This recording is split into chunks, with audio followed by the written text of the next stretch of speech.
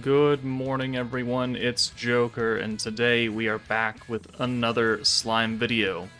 And what you see in front of you is a Masked Hero specific unique sword. It only gives 10% attack buff to the Masked Hero, the Time Traveler, one of the best units in the game. She is quite old now at 2 years, but she's still very, very useful with her crit support and the only unit with the rewind skill. So, you cannot forge this weapon. You must acquire it by clearing a specific mission in a specific way. And then, if you manage to do that, then you get a free, it's 1-star awakened, but it's a free awakened sword, which, you could use on any character, especially if you're a new player and you can get this sword, then it'll help you a lot. Even if it's not technically equipped to the Masked Hero, it's still a awakened sword with decent stats. But the way you can acquire this is by clearing a specific stage in Story Quest, and that is Chapter 13, Stage 8, on Expert difficulty. So Chapter 13 being the Beauty Makes Her Move, Expert difficulty unlock with the questionable EP requirements. So if we take a look at what's going on, you will fight Hinata one-on-one first, and what she does is she nerfs your entire front line. Attack, defense, crit damage, pierce power, all go down into the dumps, so you do a lot less damage. She also nerfs greens a little bit, and she also gives herself some defense, and she doesn't really have that much HP. 67k is not a lot. What happens after you beat Hinata is the Masked Hero herself comes in, and you can see that she has 204,000 HP, quite a bit higher. Very high attack, very high defense, 999 resistance to everything, and turn 1, she gives herself a literal crap ton of buffs. Attack, light attack, crit damage, pierce power, guard, and super guard. And since she is an AoE character, if you let her live and she hits you, she will ult you and your front line will die. And straight up, there is only one way to survive it, and that's using the Invincible Idolmaster team. Other than that, you can't, you won't live. So, if you are able to kill her in, whatever turn, even if your front line dies, if your back line can kill her, then congratulations. You will then get the hero's sword for free in your gift box after watching a cutscene.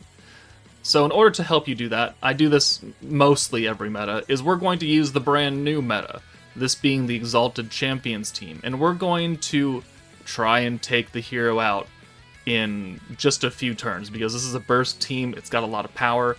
This stage, now that EX characters are a thing, has become a lot less difficult because of just the raw power that EX units have and the types of buffs that we're getting now. So we're going to use Velzard, the new Veldora, Violet, the hero herself, Guy, and Milim. So we're going to do this before the other couple of units come out for Exalted Champions. That way, you don't think that those units are necessary. Violet's probably not even necessary. Milim's probably going to hit way higher than 200k, just easy. But even if our front line is nerfed, being these front units, it doesn't really matter. We've got Velzard giving the element buff and Drago. Violet will give the magic buff to Milim. The hero, if we have the points for it, can give crit. Guy is going to be able to rush Milim's EX ult, so we only need to use it twice, and then we have an EX ult. Or even maybe once, and if we can play our orbs correctly, we can just get an EX ult for her easily. And then Milim has her own, small-time buffs that we can use to really do the damage. So, normally I would take the gear off of the frontline units to make sure that we can have turns to stack and, get buffs if we're going to use a stacking team. It's not really the case here.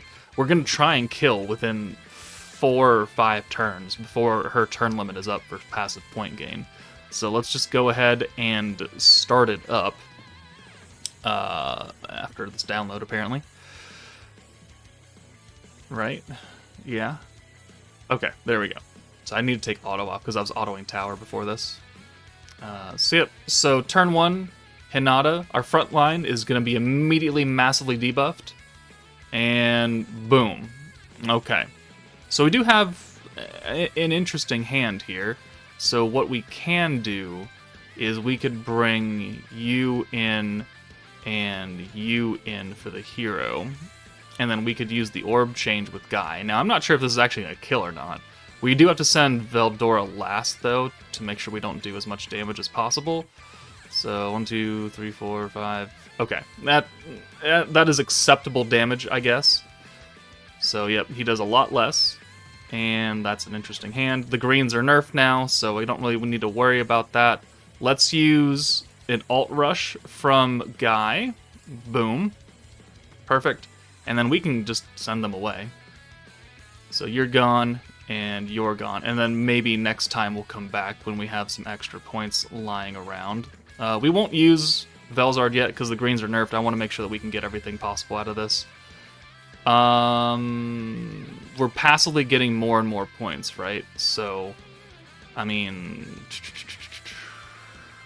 let's do the rewind and an orb change here just to get a full hand of blues. We'll send this. We've got, double Velzard now. Not that it really matters. Having double of her doesn't mean anything because of the passive skill point gain. But what we are getting is points. So, we've got 84. Let's bring Milim back in for Veldora, actually.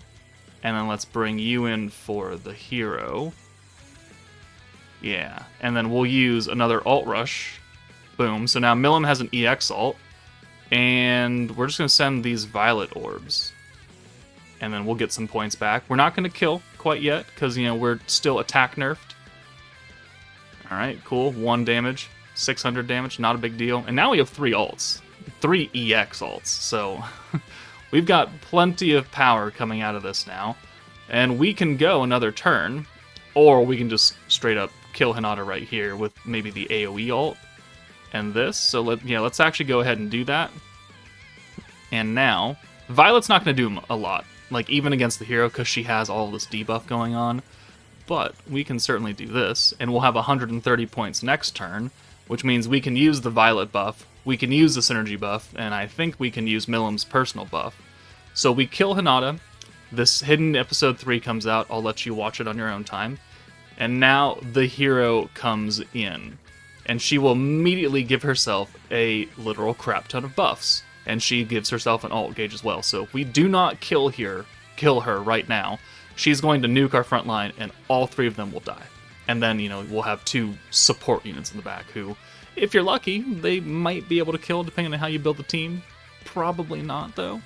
But if we just use a buff here, and a buff here, so the weakness strike doesn't matter because, we're type neutral against light.